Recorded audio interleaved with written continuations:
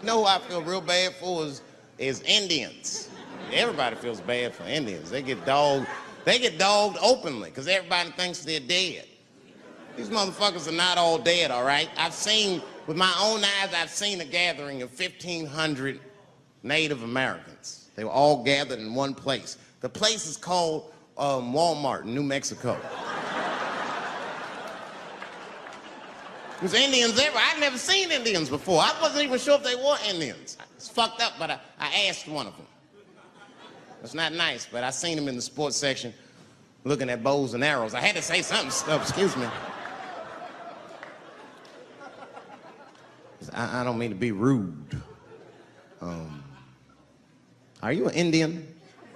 And he was cool. Yes. Yes, I'm Indian. Still didn't believe him.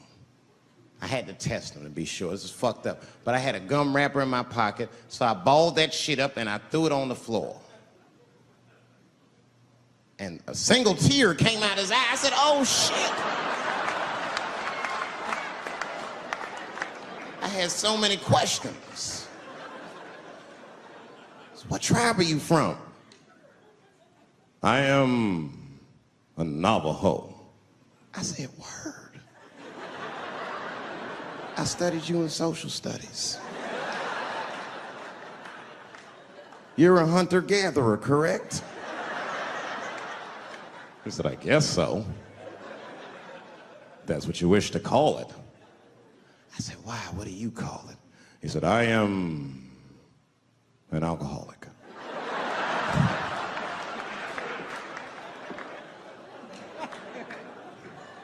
I said, well, what's your name, dog? He said, please. Dog is my cousin. That was a good guess. My name is Running Coyote. What is your name, friend? And that shit caught me off guard. I mean, I didn't want to say my name was Dave to a motherfucker named Running Coyote. This don't feel good enough. He just put me on the spot. I said, huh? My name, what? Oh, my name's Blackfeet. Then I changed the subject. Forget about me. What's going on with you? I want to meet your chief.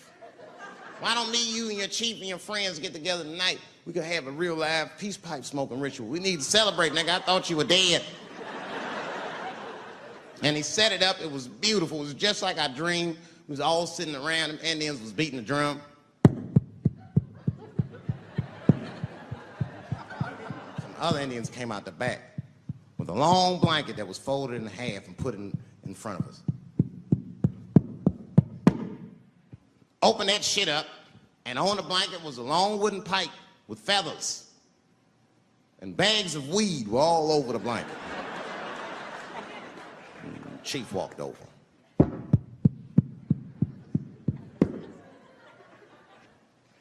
The big ones are 50. The little ones are 25. And these are 10.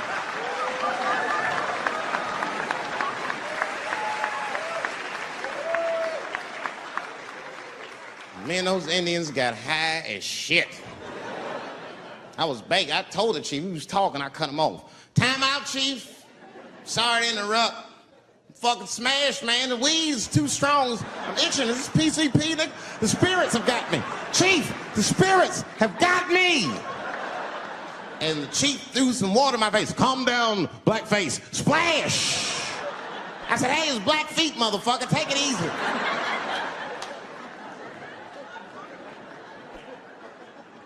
Blackfeet, you're welcome to stay amongst me and my tribe for the night until the spirits leave you. And they gave me my own teepee to sleep in, which sounds nice. I personally felt like it was a little fucked up, you know, because they all had houses, man. It's like, why can't I sleep with y'all in the house and watch TV? Like, I can't be on this grass all night.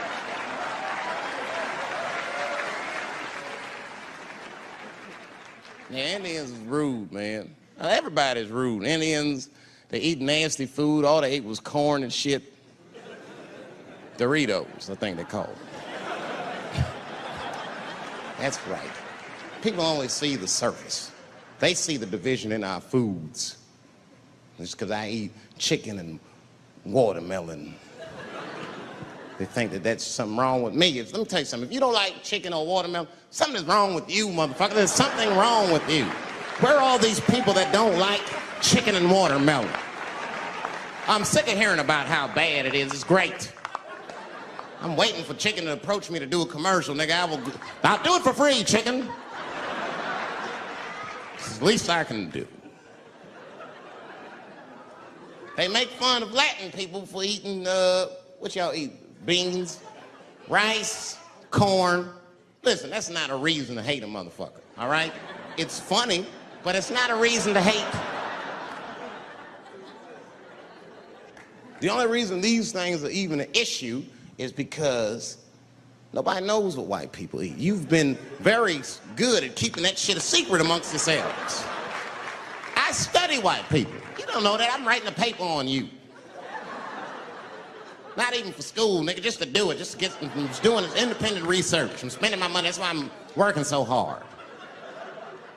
I follow you around grocery stores. They freak out. I just try to peek in the cart. They always say, get away from my cart, nigga. What are you looking at? Chicken and giblets are over there. You must be lost. These are vegetables.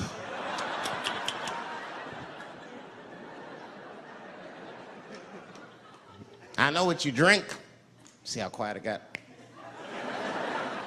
Grape juice. Surprise, motherfuckers, you didn't know I knew about grape juice, did you? Oh, don't play dumb with me. Looking what? What is it? A lot of black people don't have the privilege of knowing about grape juice because they have grape drink. It's not the same formula that you get. Ain't no vitamins in that shit. You might have one of your black friends over. Todd, would you care for a glass of grape juice? What? Nigga, what the fuck is juice? I want some grape drink, baby. It's purple. I don't think I know what a grape drink is. What? I have some apple juice if you want. What the fuck is juice? I want some apple drink. Scream.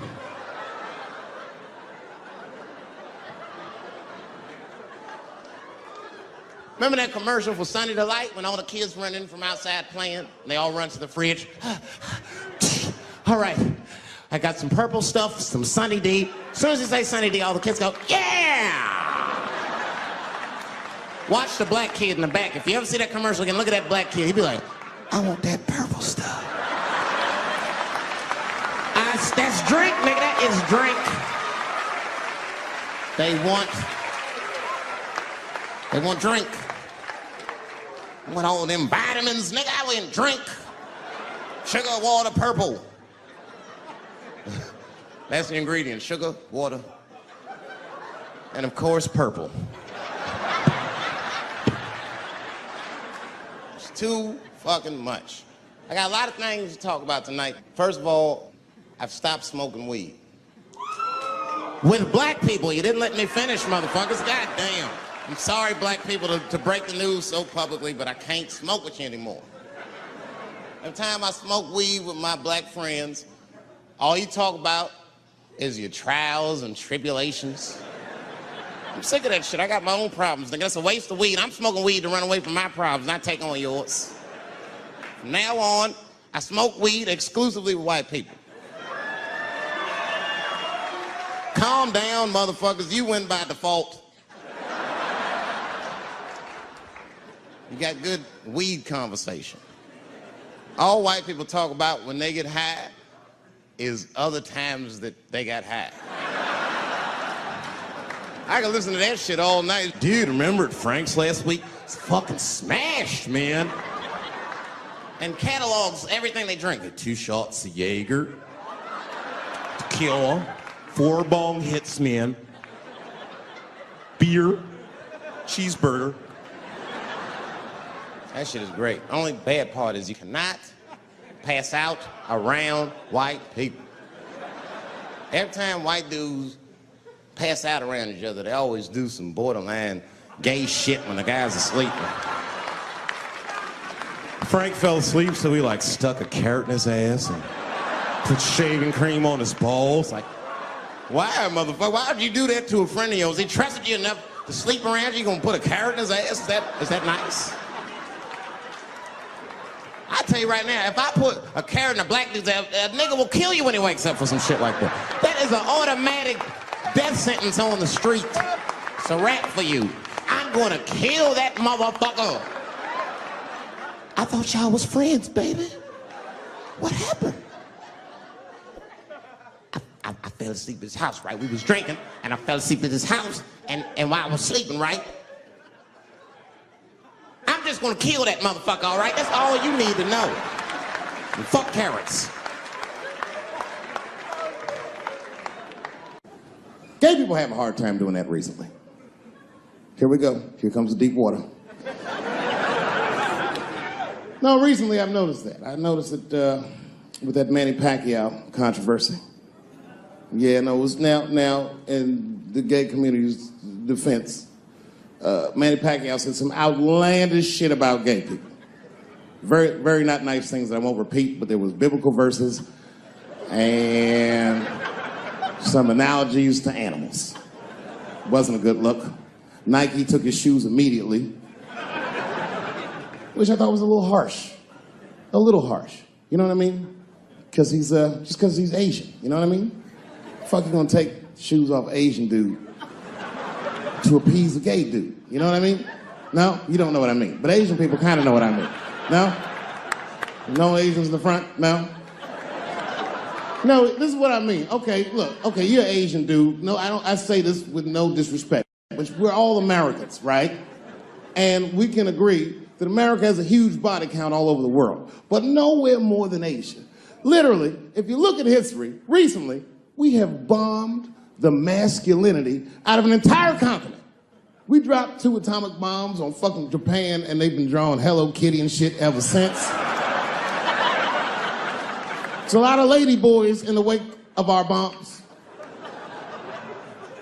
And I know these things because my wife is Asian. She's Filipino. All right, well, okay, so that explains it. Now you know why you see me at all those Filipino events. I'm not there picking up pussy, I'm dropping some off.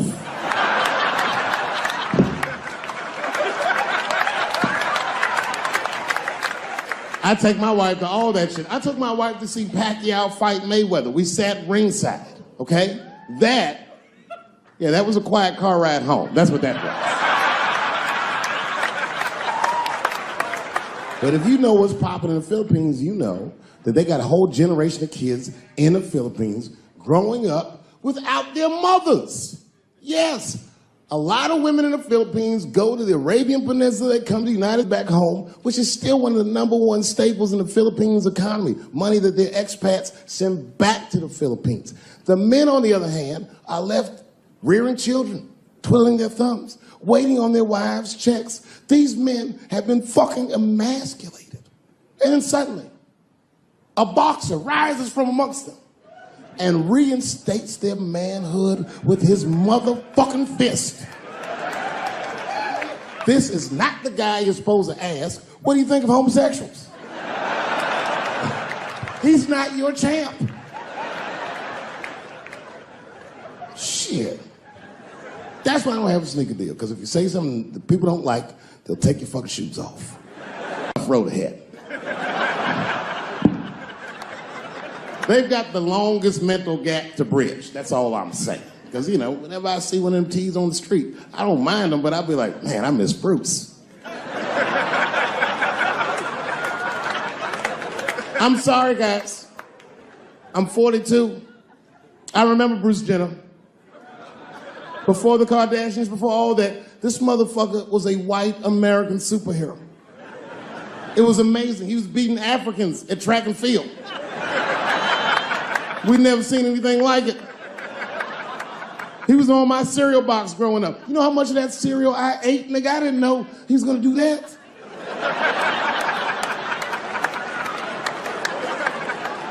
I knew before you guys knew. I heard things on the street in Hollywood. You know, you just be out, see people. Hey, what's up, Kanye? Why the long face? Nigga, you'll see. I got 2 mother-in-laws now. And when I heard he was gonna do it, I was scared. I didn't think the public was ready. I didn't think the media was ready. And you know what? I was wrong. Never seen anything like it. Welcome to the world, Caitlin. So long, Bruce. Hello. Somebody called me a nigga in traffic last Wednesday. It's so long, it takes a minute.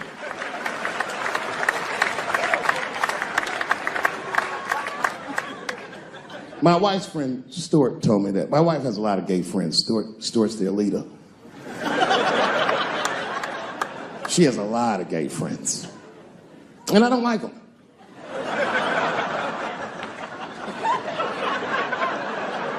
Not because they're gay, I'm just judging them on the merits of their character. They're just not nice dudes. They're fucking rude house guests. They're sitting on my couch, giggling with my wife, eating my motherfucking macaroons. And I come in, they act like the party's over. Hey, Stuart, what's going on? This guy talks to me the way a cat would speak if a cat could talk. Hi, David.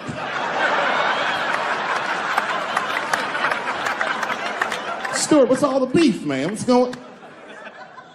He always wants to have some kind of gay political argument. The last one was about a petition in federal court to take the words husband and wife out of the law. I said, well, why would you want those words out the law? He said, because it discriminates against same-sex couples. I was like, niggas, please save me the semantics. Just trust me, take your chips and get the fuck out of the casino. You're about to decide, talk that over amongst yourselves, and whichever one of you is gayer, that's the wife.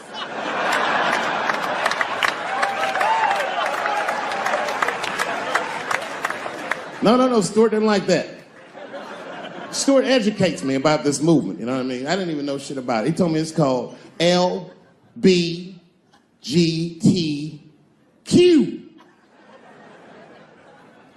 I was like, what the fuck is the Q?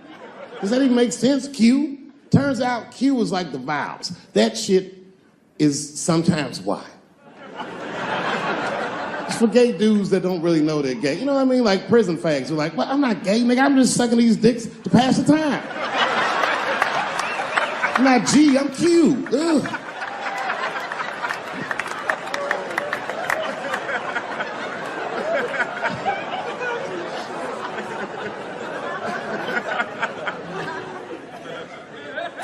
I think, okay, again, of all those letters, the T has the toughest road ahead. In fact, I think the T should stand for tough. If Martin Luther King had a sneaker deal, we'd still be on the back of the bus. They always true, the Nike exec come up, hi, Martin, we need you to tone down the talk of civil rights and blacks being humans. It's upsetting our southern distributors. But I don't understand. I thought that's why I had a sneaker deal in the first place. Not quite.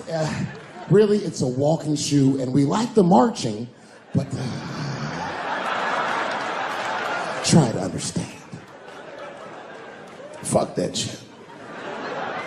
You know, I get it, though. I understand why gay people are mad, and I empathize. You know what? I'm just telling you this as a black dude. I support your movement, but if you want to take some advice from a Negro, pace yourself. These things take a while. Just because they passed the law doesn't mean they're going to like you. Brown versus Board of Education was in 1955. I was shocked. Is this happening? Wait a minute. Is this a time in American history when an American can make a decision for themselves, and even though other Americans don't understand it, they'll support it and let this person live a happy life? Is this what's happening? If it is, then good for America. That's Dave Chappelle, the American. Although Dave Chappelle, the black American, he was a little jealous. I was like, how the fuck are transgender people beating black people in the discrimination Olympics? If the police shot half as many transgenders as they did niggas last year, it'd be a fucking war in LA. I know black dudes in Brooklyn, hard street motherfuckers that wear high heels just to feel safe.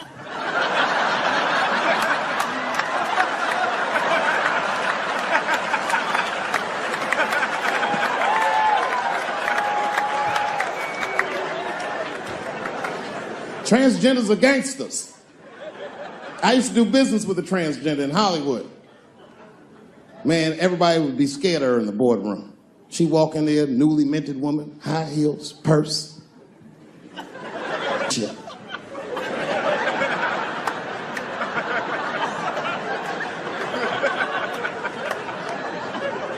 And then she walked to the head of the conference table, stare at us all, reach in her purse, and pull her old dick out and throw it on the table.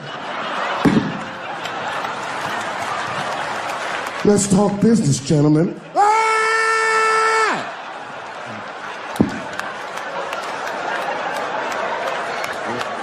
Shit is scary as fuck. If your best friend pitched that to you, you'd be horrified. Yo, nigga, let's go to the hospital and cut our dicks off and make pussies out of them shits. What? Can't we just get matching jackets or tattoos or something?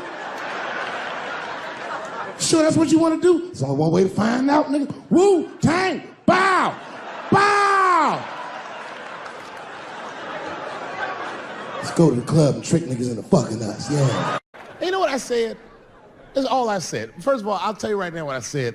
And I will tell you that this was not a joke. It's a true story. And I just happened to tell it. All right, what happened was I went to a gallery party, all right? I don't know who in here has ever been rich before, but these are very nice parties. You know, wine and cheese and ball of conversation. And there was a few eccentric types, one of which was a very wealthy man that happened to be wearing a dress. I don't know what you call him, man. This is a tranny or drag queen, perhaps. Whatever it was, this is definitely a man. And this man was definitely on drugs. I don't know what kind of drugs he's on, but I knew he had too much. He didn't look good. It's like this, he's like, he looked sick. And all his friends were standing around him, concerned, trying to revive him. I don't know whether it looked like some kind of gay CPR. There was fanning and shit.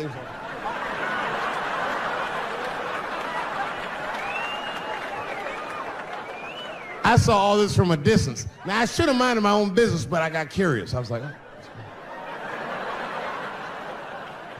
And I went over there. All I said, excuse me, gentlemen, is he okay? And then they looked at me like I was evil. She is fine. I said, word? Oh. I'm sorry, I didn't know this is what we were doing. Here's my thing. I would support anybody's right to be whoever they feel like they are inside. I'm your ally in that. However, my question is, to what degree do I have to participate in your self-image? Is it fair that I have to change my whole pronoun game up for this motherfucker? That doesn't make sense. Seriously. If I put on an Argyle sweater and I'm like, hey everybody, I feel like a white guy in this sweater and I want some goddamn respect and a bank loan. That's not gonna work. Give a fuck how I feel. Why should I give a fuck how you feel? Nigger is a pronoun. But there was no time for philosophical debate. This was an emergency situation. I said, fine. Sorry, guys. I was just worried because she looks terrible. She just fell off the bench. Appears that her dick is popping out of her dress. You mind if I call an ambulance, champ? I'd rather not be at a party where a tranny ODs. There's too many questions to answer.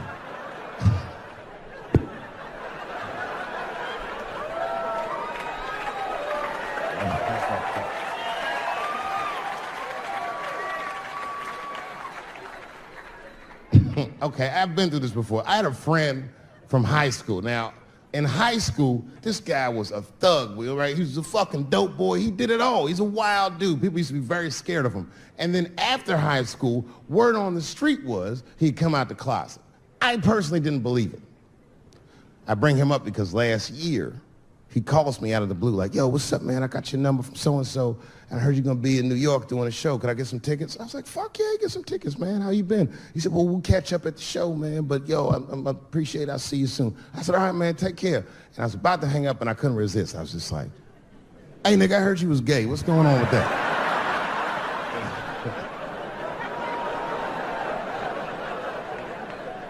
And I wish I didn't ask, because he sounded like he was dying to talk about that shit. And he had a long story about it. And it's not that I didn't care, but I was, I don't like talking on the phone. I was watching TV at the same time. So I just wasn't really paying attention like I should. But I was trying to sound supportive, but I didn't really know what to say. So I was just like mumbling shit throughout this conversation. I was just like, nigga, you gay, man. You just gay.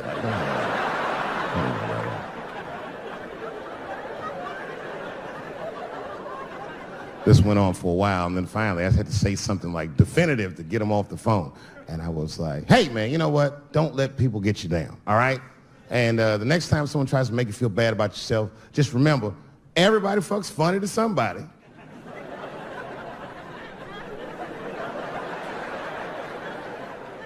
He didn't like that shit. He's like, what the fuck does that mean? I said, huh? He said, you saying I fuck funny, motherfucker? I said, no, that's not what I'm saying. I'm saying everybody's different. He said, you ain't say different, nigga. You say it funny. What's so fucking funny about the way I fuck? And I said, hey, man, I fuck feet. He said, what? Oh, this is not a joke, ladies and gentlemen. I get women to squeeze their feet together like this, and I fuck them right in that little space in their feet. But you can't build a community behind that shit. There's no flag for us. That shit made him laugh. And the next day, after the show, I saw him backstage. He was like, yo, what's up, man? I'm like, oh, shit, what's going on? And he had his buddy with him. He goes, Dave, I want you to meet Manuel. Manuel's my fiance. We're in New York getting married because it's legal here. I said, well, congratulations, fellas. And Manuel was like, gracias. And he went to go get some drinks. And then my buddy looked at me, he was like, so Dave, what do you think? And I started mumbling again. You gay, nigga, you're just gay. He said, yeah, I'm a little nervous about getting married, man. It's a big step. I said, yeah, it is. It's a big step. He said, well, you've been married for a while. You got any advice for us? No, I'm married to a woman. Sorry about that. And they corrected me. He said, no, you married the person that you love. So it's essentially the same. I said, man, the problem with that statement is that it makes the assumption that I love her. But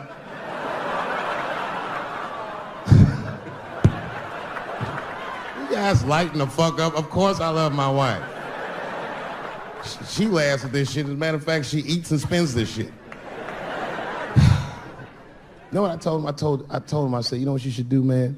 First of all, you shouldn't do it. I'm talking about being legally married. It's not that you're gay as much as just legal marriage is a fucking diabolical leverage game in the United States. I'm just being honest. Devoid of religious significance or the idea of love, marriage is nothing but an awful contract that you shouldn't sign. I'm just being real. Because you start out loving each other, and then like 2 years later, you're just building a case against one another for a hypothetical court date that may or may not ever happen.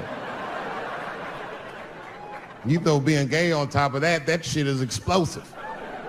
Like it's that Ray Rice shit. Okay, right after Ray Rice went through all that shit, I was at a party and I met this kid, Michael Samms. You know Michael Samms? Very nice guy. He's the first openly gay NFL player. And Mike's a very nice guy, very brave guy. But when I met him, I couldn't help but thinking, now what's gonna happen when Michael Samms beats his wife up in the elevator? Is that domestic violence or is that just two niggas working shit out in the elevator? You know what I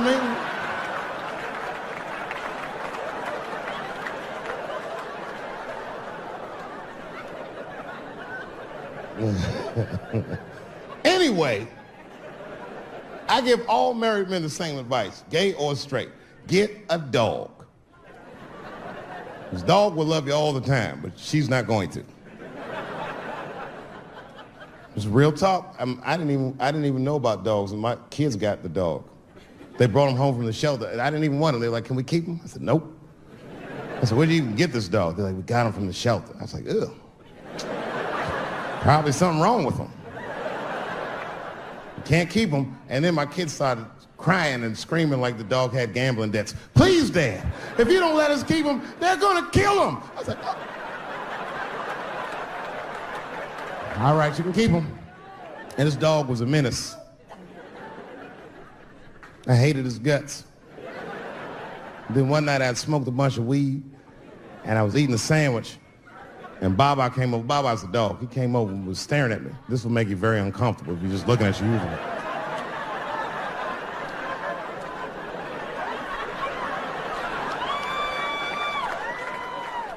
I had to give him a piece of my sandwich so he'd go away. And that's how we became friends.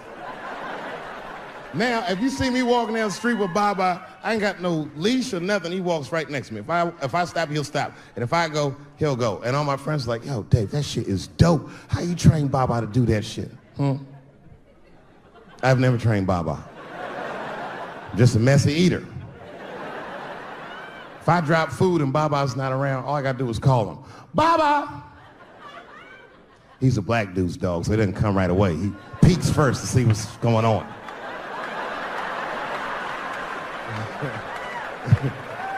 I gotta tap my foot so he can see the food. Over here, little buddy. And he's like, thanks, Dave. And he'll come get it and run off. Oh. I'm goddamn sick of it. This is the worst time ever to be a celebrity. You're gonna be finished. Everyone's doomed.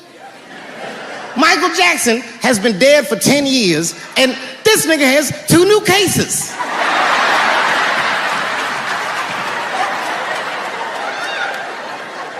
And if you haven't watched that documentary, then I'm begging you, don't watch it. It's fucking gross. I felt like HBO was sticking baby dicks in my ears for 4 hours straight. Really nasty shit. I don't want to know all these things. Turns out, Michael Jackson allegedly likes a long gander at the anus. So they said he stares at people's buttholes. That's what they said. That's how gross the documentary was.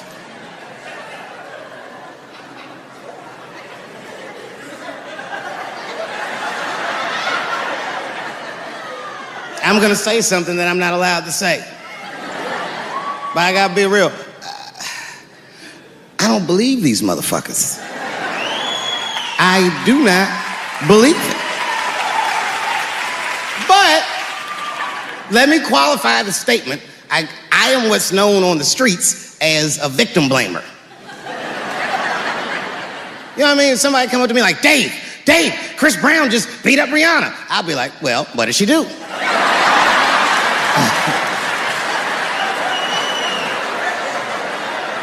Dave, Michael Jackson was molesting children. Well, what were those kids wearing at the time?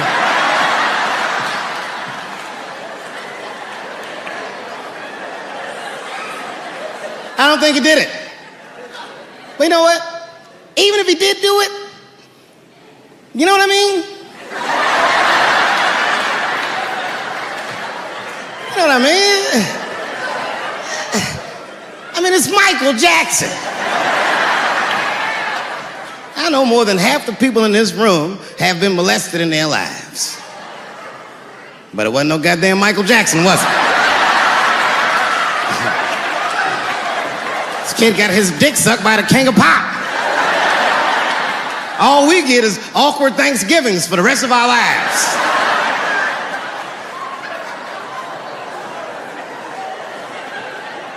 You know how good it must have felt to go to school the next day after that shit? Hey, Billy, how was the weekend? How was my weekend? Michael Jackson sucked my dick. And that was my first sexual experience. If I'm starting here, then sky's the limit.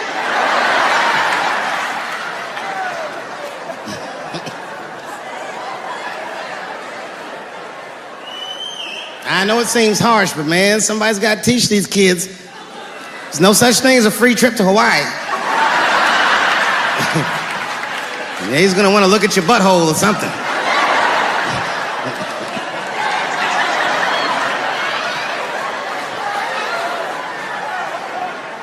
You know why I don't believe it? You know why I don't believe it? Because if Michael Jackson's out here doing all this molesting, then why not Macaulay Culkin? Macaulay Culkin said in an interview that Michael Jackson never did anything inappropriate with him or even around him. Think about that shit. You know, I'm not a pedophile. But if I was, Macaulay Culkin's the first kid I'm fucking, I'll tell you that right now.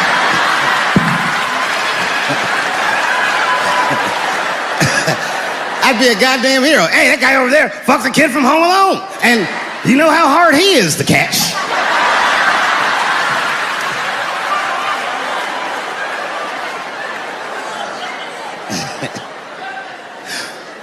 My mind's telling me no.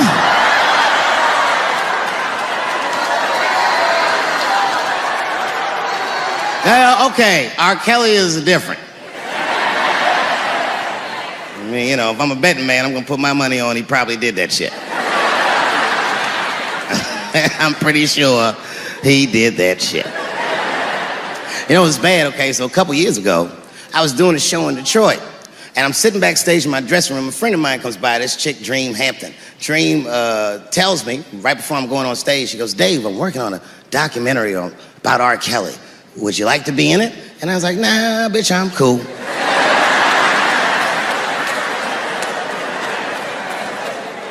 I went on stage, I just forgot about the shit. And then 2 years later, the documentary comes out, Surviving R. Kelly. And when it comes out, Dream's promoting the shit, and she keeps bringing me up. She said, I asked Dave Chappelle to be in my documentary, and he said it was too hot for TV. Bitch, I did not say that. It does not even sound like how I talk. Oh, that's too hot for TV? I would never say that shit.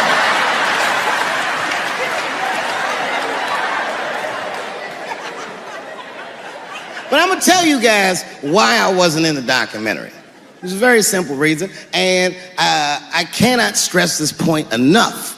The only reason that I didn't do it was because, and it's very important, I don't know this nigga at all. I don't know anything. I don't know anything that they don't tell me about. I don't hang out with this nigga, nothing.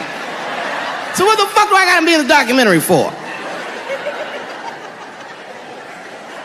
This guy, R. Kelly, got another sex tape out now. Can you believe that shit? This guy makes more sex tapes than he does music. He's like the DJ Khaled of sex tapes. Another one. Like, damn, it's a lot of tapes. The new one's so bad that they didn't even show it. I've never seen anything like this. The prosecutor in Chicago came out in a press conference and read to the media a transcript of a sex tape. Have you ever heard of such a thing? This nigga read the sex tape. And it was so bad that R. Kelly sounded guilty in the transcripts. It's fucking amazing. 16 times the girl's age was mentioned. Isn't that crazy? This motherfucker is an idiot. He was fucking like, yeah, this is the best 14-year-old pussy I've ever had in my life. And she was like, you like this 14-year-old pussy? He's like, oh yeah, I love this 14. I'm like, man, you need to shut the fuck up. You gotta give your lawyer something to work with. You're supposed to be on the tape like, this is the best 36-year-old pussy I've ever had in my life. And then your lawyer gonna be like, Your Honor, clearly my client thought that this woman was 36, as he mentioned some 16 times in the tape. They gonna know you lying though, you know what I mean? Everybody knows no such thing as good 36-year-old pussy.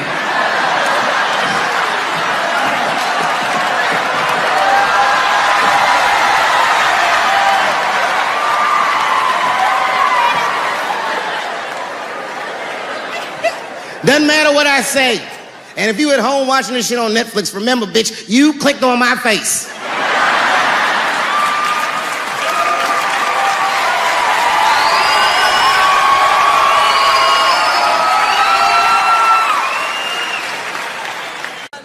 I know it's fucked up, but I tell you the truth. You know, everything's funny. Everything's funny till it happens to you.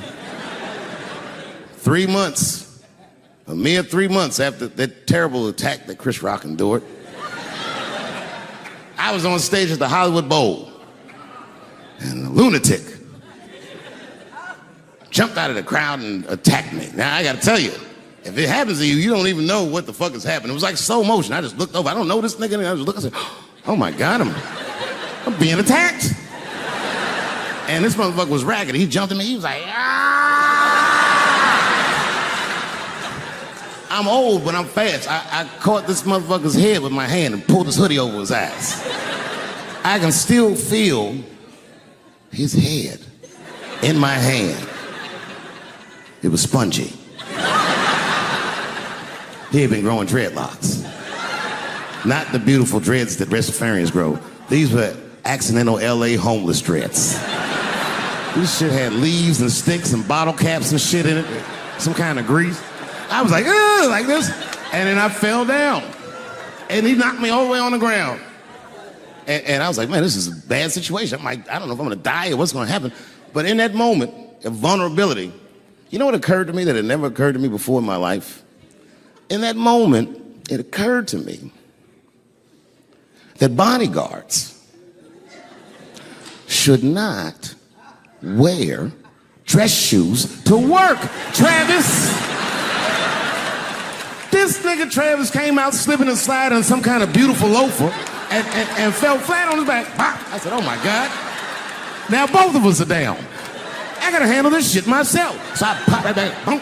And then the kid that knocked me down, he popped out, boom, and we looked at each other and realized at the same time, I was bigger than him. And that motherfucker took off running.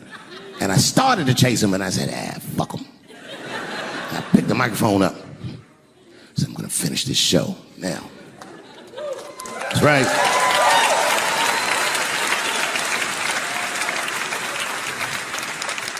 For 3 months before that, I'd been making fun of Chris Rock. And people would ask me all the time. They'd say, Dave, what would you do if you were Chris Rock and Will Smith slapped you in the face? And to this day, the answer is the same. Well, I don't know what I would have done. I've never been in a situation that extreme. But I do know now what Will Smith would not have done. And that is enjoy the rest of his evening. Man, listen. We gave that kid a good while. We was whooping his ass. Not we, I mean, I was on stage trying to think of a joke to tell, but they was beating this nigga up right behind me. Everybody could see it. Everybody could see it. And I'm sitting up there trying to think of what to say. And I'm tongue-tied. Me, of all people, can't think of anything to say. Look at my karma. Just that moment. Of all the people in the world, Chris Rock walks from backstage, walks up to me in front of 20,000 people, grabs the mic out of my hands and looks at the crowd and goes, was that Will Smith? Man, motherfuckers fell out of their chairs laughing. I was standing there looking stupid. I was fucking furious because I'm thinking in my mind, nigga, this is my attack. You got attacked 3 months ago. Now you have jokes. So I snatched the mic back from Chris and tried to get one off, but my shit did not go good at all. I didn't know what to say. I was just like, it was a trans man. And the crowd was like, boo. It's LA, we like trans people, boo. I know, I felt so bad. I felt so bad. But I know why I did it. You'd have to be there to understand, but man, when that guy tackled me, it was like it's like a movie or something. You gotta picture this. Picture a famous person you like. Every famous person you could imagine was at that show. It was like the biggest night that Hollywood had ever seen. And when that guy tackled me, he cleared the bleachers. I had to watch the tape afterwards to know this happened, but as soon as he tackled me, Jamie Foxx was the first motherfucker that jumped out of the crowd.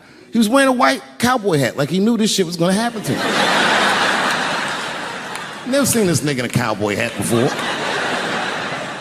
And Jamie started chasing that motherfucker around like any given Sunday. And that kid was fast as shit, was juking and shaking, and he broke Jamie's ankles, and he just kept running. And then Jon Stewart from The Daily Show ran from backstage and jumped at this motherfucker like Super Jew. He was like, ah! And the kid seen Jon coming, so he jumped back, and Jon went flying that way. And this kid was fast, and then he turned around. He sees the emergency exit. He starts running for the emergency exit. Just before he got to the door, motherfucking Puff Daddy from Bad Boy Records jumped in front of the door. That nigga was like,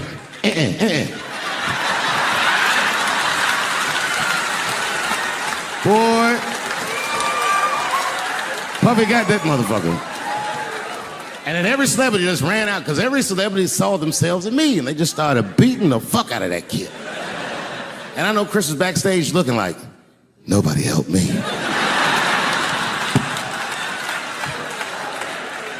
Everybody hates Chris.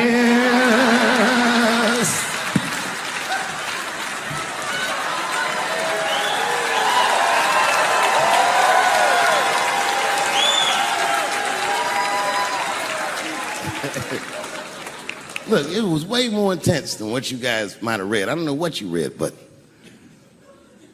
the kid, while we was beating on him, reached in his waistband, pulled out a .22 caliber pistol. That shit was mayhem. Everybody started screaming, oh my God, he's got a gun, he's got a gun. And then I got scared. I was in the back, but I was scared because I knew that everybody that was with me was armed. Yes, if they had shot and killed this kid on stage at the Hollywood Bowl, like I pay you to do, Travis.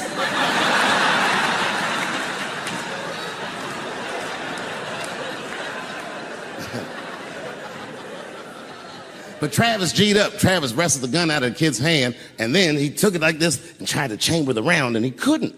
So he pulled the trigger, and it wasn't a gun. A knife blade popped out of the front. I guess this kid was gonna stab me.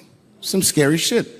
So the next night, even though I didn't have a show, I said, I gotta get right back on stage. And I went and did a show. And someone in the audience screamed out, Dave, what happened with the attack? And I didn't know there was journalists in the room. All I said was that this nigga had a knife that identified as a gun. I got 6 more weeks of bad press for that joke. I didn't even do nothing to this nigga. That's not right. That was not right. And then the New York Post went to the jail and interviewed my attacker like he was some kind of hero. And I read that interview. It turns out the entire attack was my fault. Yes, I triggered him. I didn't mean to. I had done jokes about the homeless. And turns out this young man was homeless. And I mean, there's no way I could have known this. But I will say, for a homeless guy, this nigga had incredible seats.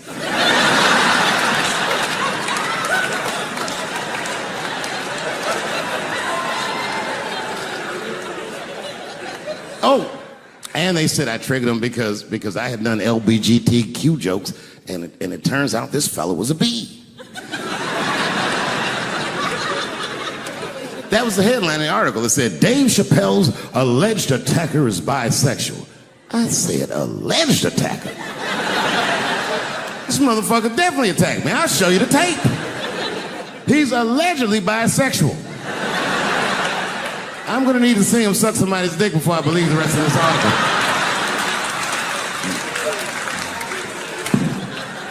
I read that shit in the paper. I was horrified. I was like, oh, bisexual?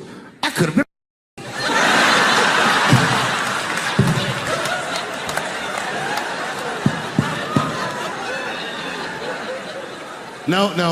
No, you know what though? It's not funny because after all that madness ensued, I went to the hotel room. I was by myself and I opened the door and my wife was in there alone. She was sobbing, like sobbing. I said, oh my God, what's wrong with you, bitch? Did you get attacked too?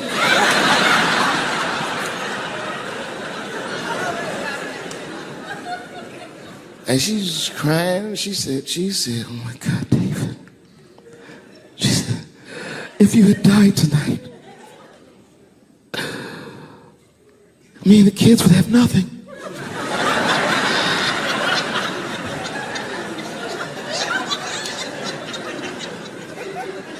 Then I knew it was serious. So I sat down on the bed next to her. And I reached in my pocket, I pulled some keys out that she had never seen before. She said, what are those keys? And I gently placed them in her hands. I said, sweetheart, those are the keys to my safe deposit box. God forbid anything ever happen to me. But if it does, don't even worry about it. You and the kids have everything you need in that box. I've already taken care of it. And she was looking at them keys. And I could see her mind realize what we were actually talking about. And then she just started crying harder. And to be honest with you, that made me cry a little bit too. And we hugged each other real tight.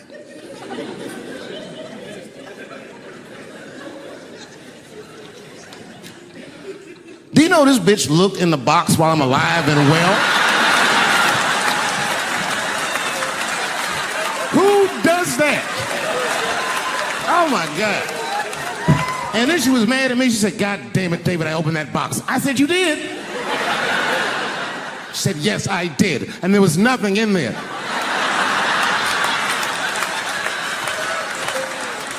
I said, nothing? Oh. She said, nothing except your stupid joke book. I said, whoosh. I said, well, sweetie, look. If you tell those jokes exactly how they're written, you and the kids should be fine. They're really good jokes.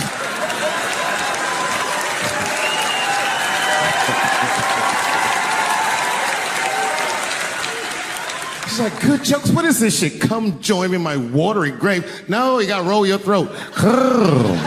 Join me in my watery grave.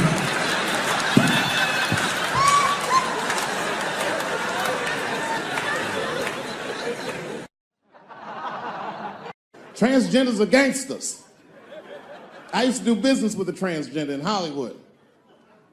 Man, everybody would be scared of her in the boardroom. She'd walk in there, newly minted woman, high heels, purse. Wouldn't say anything to us, just walk around the conference table looking mean as shit.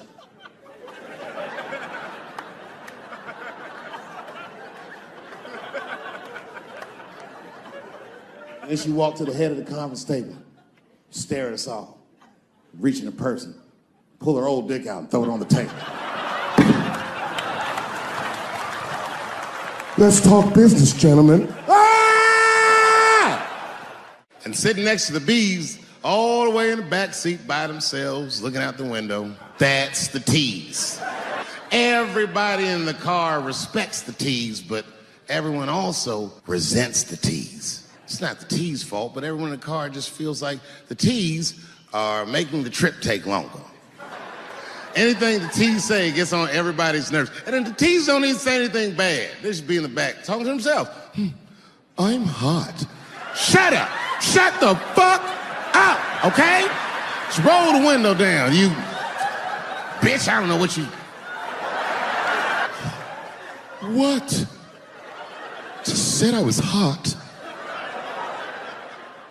Can you pull over at the next exit? I need to use the restroom. There is not a restroom for you for 4 states, nigga. Will you just shut the fuck up so we can get where we're going? My wife's friend, Stuart, told me that. My wife has a lot of gay friends. Stuart's their leader. She has a lot of gay friends. And I don't like them. Not because they're gay. I'm just judging them on the merits of their character. They're just not nice dudes. They're rude house guests. They're sitting on my couch, giggling with my wife, eating my mother macaroons. And I come in, they act like the party's over. Hey, Stuart, what's going on? This guy talks to me the way a cat would speak if a cat could talk. Hi, David. He always wants to have some kind of gay political argument. The last one was about a petition in federal court to take the words husband and wife out of the law. I said, well, why would you want those words out the law? He said, because it discriminates against same-sex couples. I was like, niggas, please save me the semantics. Just trust me, take your chips and get the fuck out of the casino. You're about to crap out. Go outside, talk that over amongst yourselves, and whichever one of you is gayer, that's the wife. I remember I was at this bar one time. This is that kind of bar it is. I was in there one time, I was fucked up, and I turn around to everybody in the bar and go, hey, everybody, I'm gonna buy everyone in the bar around the drinks. And all the motherfuckers was like, hoorah! And the bartender knew I was drunk, so she pulled me aside. Mr. Chappelle, are you sure about that? That's going to be $16. Guess who was in the bar? I thought I was seeing things. I looked across the room, and I saw the trans bitch from the picture. I said, what is a trans person doing in a place like this? This is very dangerous behavior. And she was with 2 big, buff, gay black dudes. I didn't know these dudes, but I know they was gay. If they had a dick in their mouth, they wouldn't look any gayer than they did just sitting there. They had 1980s gay face. You know what that is? Remember in the 80s when gay people looked surprised all the time?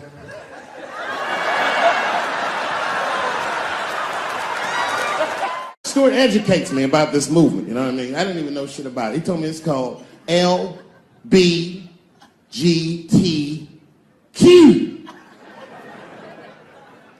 I was like, what the fuck is the Q? Does that even make sense, Q? Turns out Q is like the vowels. That shit is sometimes Y. It's for gay dudes that don't really know they're gay. You know what I mean? Like prison fags who are like, well, I'm not gay, nigga. I'm just sucking these dicks to pass the time. I'm not G, I'm Q. Ugh. And now we get to the core of the crisis. What is a woman? What is that in this day and time? Is there even such thing as a woman or a man or anything? Seems to be a question nowadays. Now listen, women get mad at me. Gay people get mad at me. Lesbians get mad at me. But I'm gonna tell you right now, and this is true. These transgenders, these niggas want me dead. I've gone too far. I've said too much. And I gotta tell you, I'm very worried about it. I'm not even joking. Every time I come out on stage, I be scared. I be looking around the crowd, searching for knuckles and Adam's apples to see where the threats might be coming from. A nigga came up to me on the street the other day. He said, careful, Dave, they after you. I said, what? One they or many theys? And if I were to be brutally honest, the only reason I ever been mad at the transgender community is because I was at a club in LA and danced with one of these niggas for 6 songs straight. I had no idea. And then the lights came up and I saw them knuckles. I said, oh no! And everybody was laughing at me, how world star. I said, why didn't you say anything?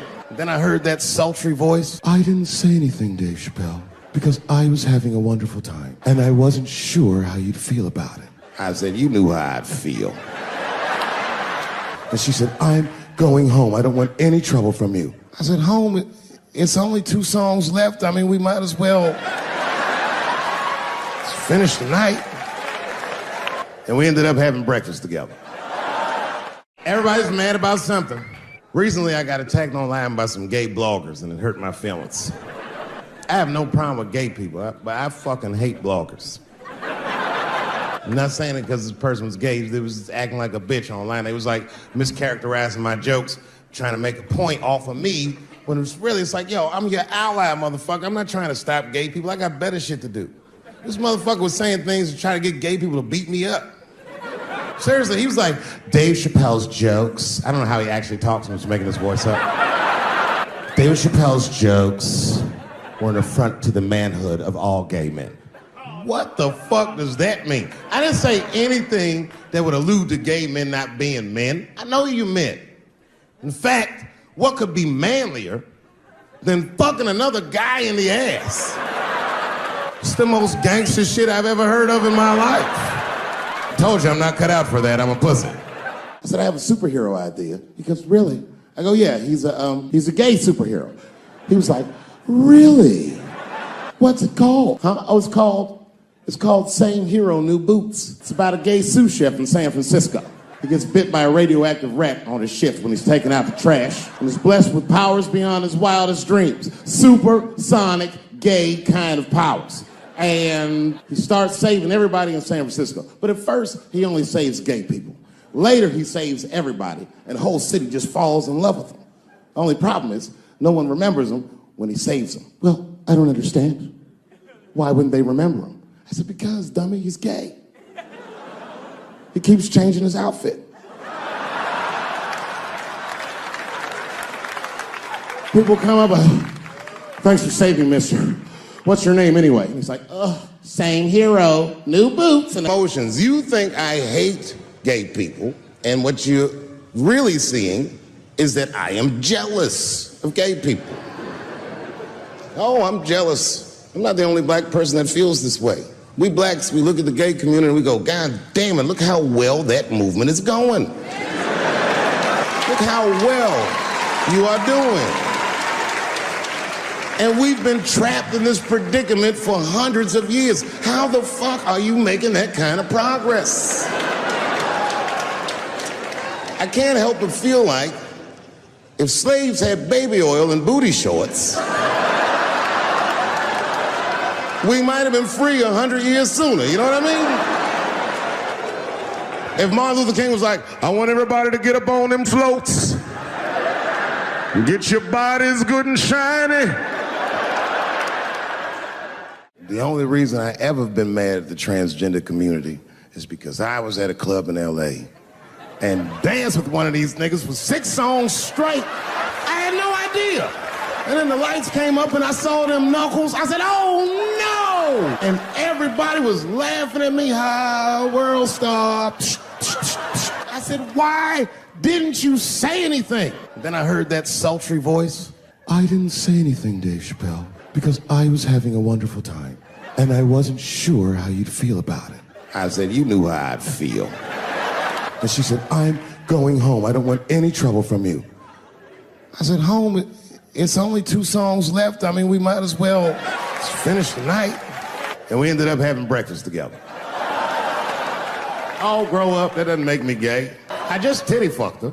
His titties are as real as any titties in LA. It's 2 o'clock in the morning, I was just borrowing a little friction from a stranger. Whoops!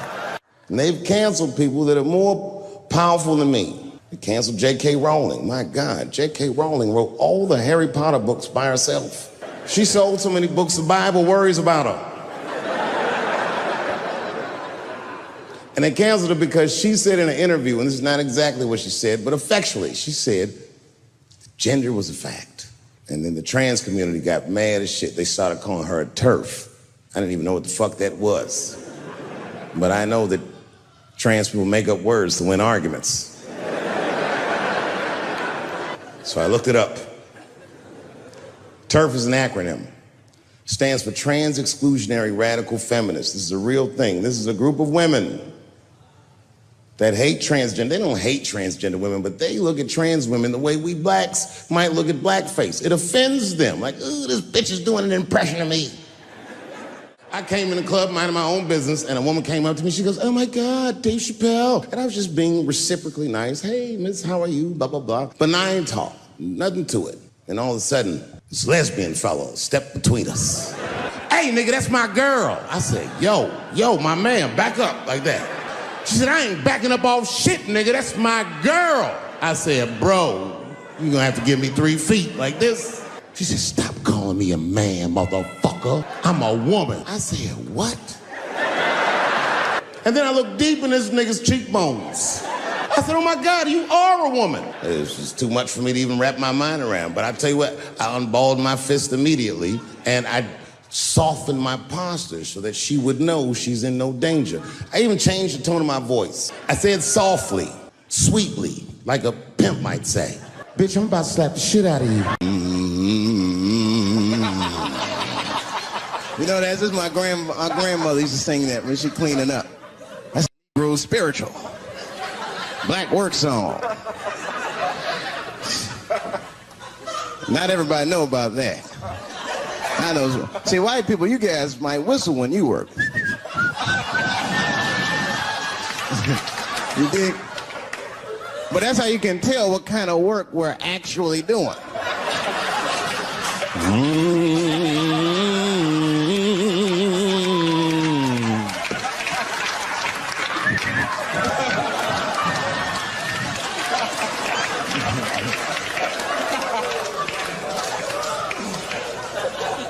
I study that kind of I do. Anything that has to do with race. I read a little here, see a little there. And I travel. That's always good.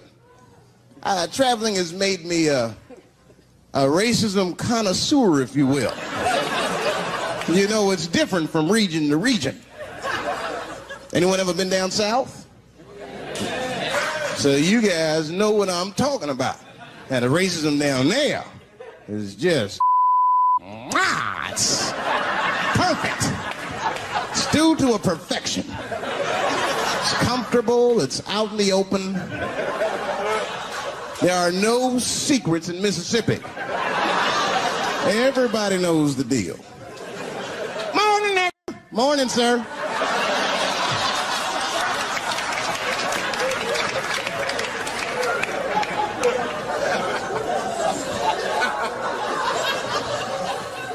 Not up here.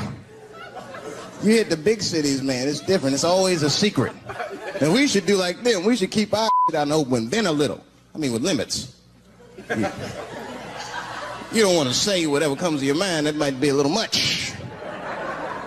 White dude be walking down the street minding his business, and the brother walk up to him. Hello, you white oppressor, you slave master rapist of Africa.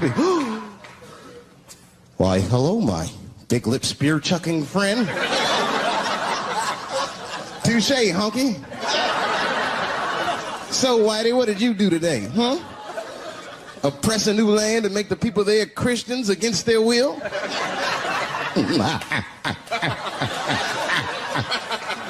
What did you do, fella? Burn those big black lips on a crack pipe as you miss your job interview? Easy, Whitey, you're cutting deep. All this chit-chat has got me thirsty. If you will excuse me for a moment, I'm going to go to the Korean store and get something to drink. Ching-a-ling! Hello. You slanted-eyed, ruining the economy in our neighborhood by opening stores and taking the money out the community. Chink! Well, good afternoon, you browse around but never buy anything suspicious looking. After a while, that might be too much.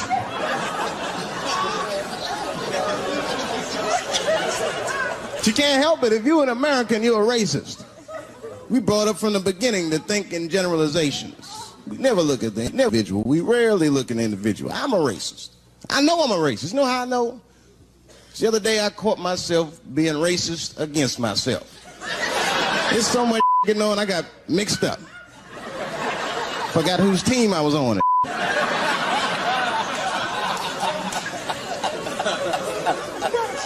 One time I was reading the paper, man, this story came on about this guy was suing a department store because they wouldn't let him play Santa Claus, you know, because he's black. And I was actually like relieved when the department store beat him. That's bad. But I wasn't ready for that. I wasn't ready for the idea of a black Santa Claus, man. That would suck. So we wouldn't get our presents to the 28th, 29th. Sorry I'm late, kids. Santa got caught up with some in Vegas. I had to sell some toys to get back. Shit. Where them cookies at? I heard that when Martin Luther King stood on the steps of the Lincoln Memorial and said he had a dream, he was speaking into a PA system that Bill Cosby paid for. Do you understand what I'm saying? The point is this. He rapes, but he saves. And he saves more than he rapes, but he probably does rape. Thank you very much. Good night. Fuck, I need an alibi. I can't be no celebrity. This shit is just the worst. I'm seeing it. I see why stars are crazy, man. These motherfuckers. I went to Disney World with my kids, which is a big deal for me. I don't get to see my kids so much. I do Chappelle show 20 hours a day, sleep for like half an hour, raise my kids for 10, 20 minutes, and I go back to work. Now, this particular day, I got to hook up with the kids. We went to Disney World. Everybody at the park, fucking everybody. Hey, I'm Rick James, bitch. Hey, I'm Rick James, bitch. It's like, hey, man, hey. You mind not calling me a bitch in front of my kids? Time out, motherfucker. We take a day off. Even Mickey Mouse did it. I said, this is the most unprofessional shit I have ever seen in my life. Rick James, bitch. Oh, I was fed up. I caught that motherfucker with an uppercut. Bop! Knocked his head clean off. Everybody was screaming. Oh my God, oh my God. Mickey Mouse is Mexican. But everybody's getting along. I see that shit. I see it all around. Blacks and whites don't fight so much. You know who don't have no beef with anybody is Asian people. I see how y'all be doing. Y'all just lay in the cut. Only people Asian people beef with is other Asian people. Like if you call a Korean guy Chinese, I've done this. They will flip out. Hey! What make you think I'm Chinese? I am Korean. I look Chinese. Yes, motherfucker, you do look Chinese. That's why I said it. It's an accident. Nigga, to the untrained eye, you all look Chinese to me. It's a mistake. I'm not trying to offend you. Some people say all black people look alike. We don't get bent out of shape. We normally just call those people police, okay?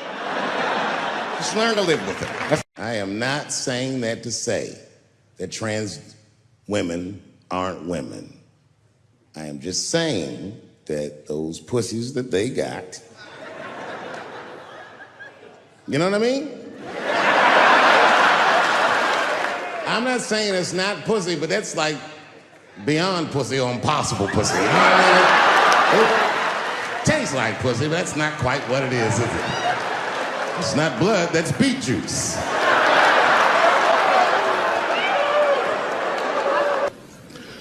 I started doing stand-up comedy when I was 14. I'll never forget the first time I was on stage. The guy that introduced me was a guy named J.T. Newton. I'm 47. I can close my eyes and remember the introduction like it was yesterday. It went like this. Ladies and gentlemen, this next young man coming to the stage is starting his comedy career tonight. Who knows? We may be witnessing the birth of a star. Please welcome David Chappelle.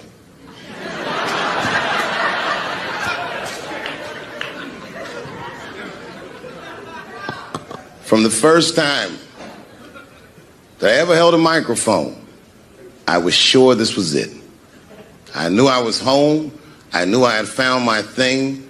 And my God, man, I was a child. I got good. Matter of fact, I was good from the moment I started. And I'm not saying this to be a braggart. I'm telling you the truth. These old niggas was in awe of me. How is this little boy so poised? They used to say. I was. I mean, you know, I got better, but it started out good.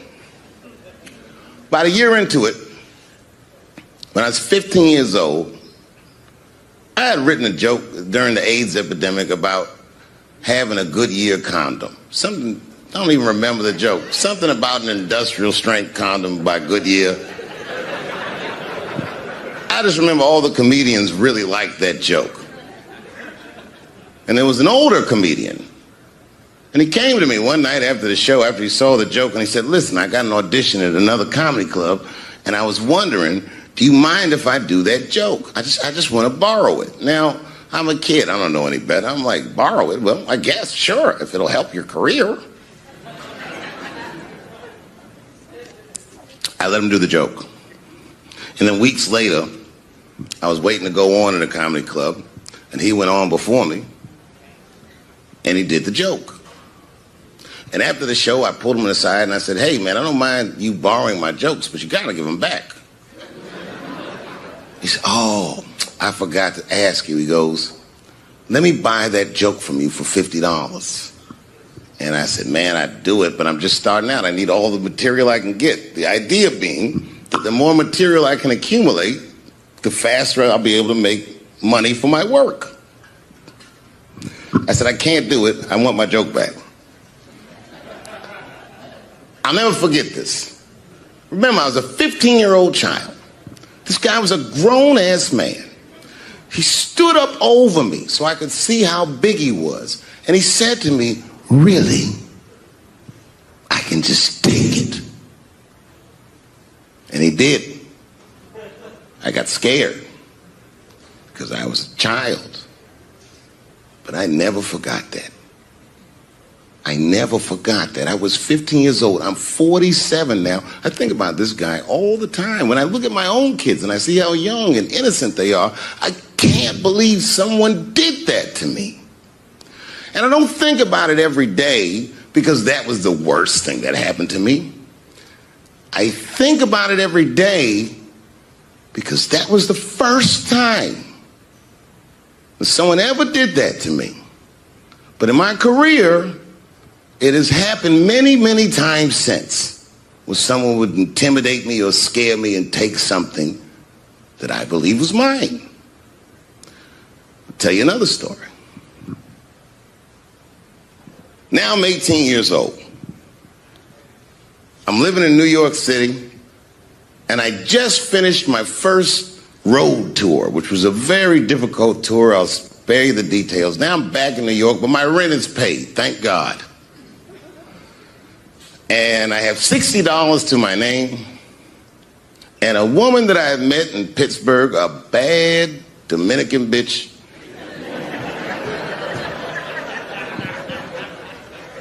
was coming to New York. She was going to spend the weekend with me. I couldn't wait for her to get there. She was coming that evening. But remember, I only had $60 for a whole weekend to entertain a bad bitch.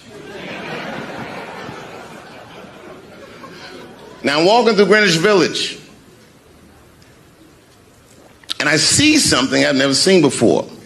3-card Monte. You know what that is? Yeah, the guy had the whole thing. The table was set up, and he had the 3 cards, and the crowd was hooting and hollering, and he was like, find the red card, find the red card, and people were playing. Sometimes they win, sometimes they lose, but it was really exciting, and I'm standing there watching it, and I noticed while I'm watching them play this game that the red card, the one you're trying to find, had just a little bend on the corner. And I'm watching it, and I'm like, yo, this guy doesn't seem to know that red card is bent. I'm going to beat this motherfucker. And I walked up to the table, and I said, let me play a hand. And I put my last $60 on that table, and he starts to shuffle and find the red card, find the red card. And I kept watching that bent card go around the table, make sure I kept my eyes on that bent card. And when he stopped shuffling, and he said, find the red card, I pointed to it with confidence. Here it is right here. And he flipped it over, and it was black. And he took my money. I couldn't fucking believe that. How did this nigga do that? Was that magic or sorcery? I was confused. So you know what I did? I sat there, and I watched him for a real long time play the game. And I realized that all those people who was doing all that hooting and hollering and betting, my God, they were his friends. They were in on the whole thing. I felt so wronged. I felt so stupid. And then the next sucker came up to the table and was about to put his money down. And I said, fuck that, man. Don't put your money there. All these niggas in on it. It's a trick. And when I said that, the guy that was dealing, and this motherfucker was huge, snatched me up by my collar. Feel how strong he was when he grabbed me. I was a skinny little guy. And he was gonna maul me. And the only reason he didn't, I'm sure, is because he saw the fear in my face. And that fear, he looked at me. I saw his eyes go from hard to soft. He softened.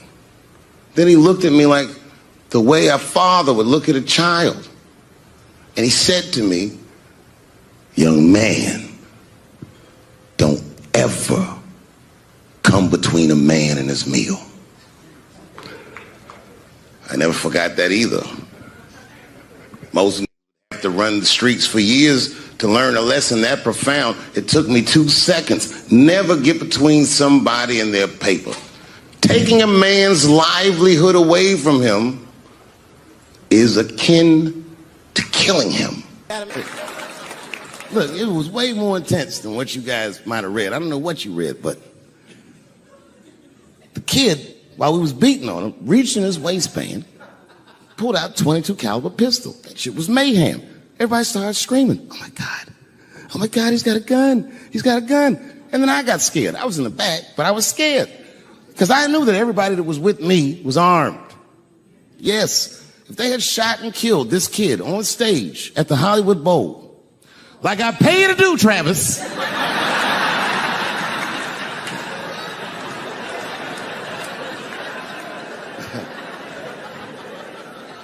But Travis G'd up. Travis wrestled the gun out of the kid's hand, and then he took it like this and tried to chamber the round, and he couldn't. So he pulled the trigger, and it wasn't a gun. A knife blade popped out of the front. I guess this kid was gonna stab me. Some scary shit. So the next night, even though I didn't have a show, I said, I gotta get right back on stage. And I went and did a show. And someone in the audience screamed out, Dave, what happened with the attack? And I didn't know there was journalists in the room. All I said was that this a knife that identified as a gun. I got 6 more weeks of bad press for that joke. I didn't even do nothing to this thing. That's not right. That was not right. And then the New York Post went to the jail and interviewed my attacker like he was some kind of hero. And I read that interview. Turns out the entire attack was my fault. Yes, I triggered him. I didn't mean to. I had done jokes about the homeless. It turns out this young man was homeless. And I mean, there's no way I could have known this. But I will say, for a homeless guy, this nigga had incredible seats.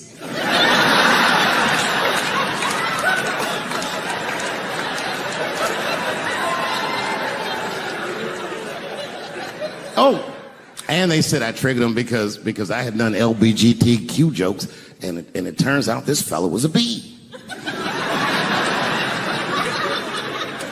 That was the headline of the article. It said, Dave Chappelle's alleged attacker is bisexual. I said, alleged attacker? This motherfucker definitely attacked me. I'll show you the tape. He's allegedly bisexual. I'm gonna need to see him suck somebody's dick before I believe the rest of this article.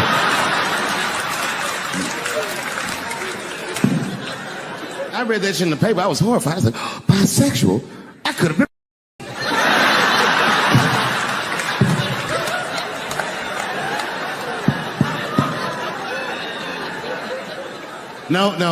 No, you know what though? It's not funny because after all that madness ensued, I went to the hotel room. I was by myself and I opened the door and my wife was in there alone. She was sobbing, like sobbing. I said, oh my God, what's wrong with you, bitch? Did you get attacked too?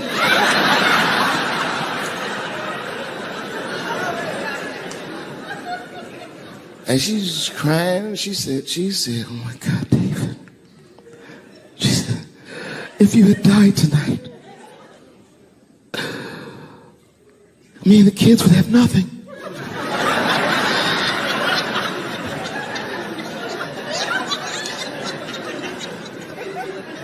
Then I knew it was serious. So I sat down on the bed next to her. And I reached in my pocket, I pulled some keys out that she'd never seen before. She said, what are those keys? And I gently placed them in her hands. I said, sweetheart, those are the keys to my safe deposit box. God forbid anything ever happen to me. But if it does, don't even worry about it. You and the kids have everything you need in that box. I've already taken care of it. And she was looking at them keys, and I could see her mind realize what we were actually talking about. And then she just started crying harder. And to be honest with you, that made me cry a little bit too. And we hugged each other real tight.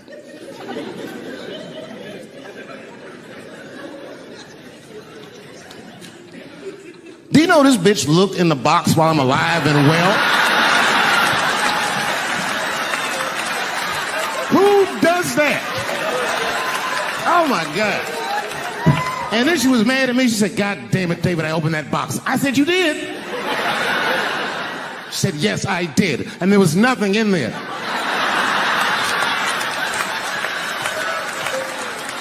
I said, nothing? Oh. She said, nothing except your stupid joke book. I said, whoosh. She said, well, sweetie, look. If you tell those jokes exactly how they're written, you and the kids should be fine. They're really good jokes.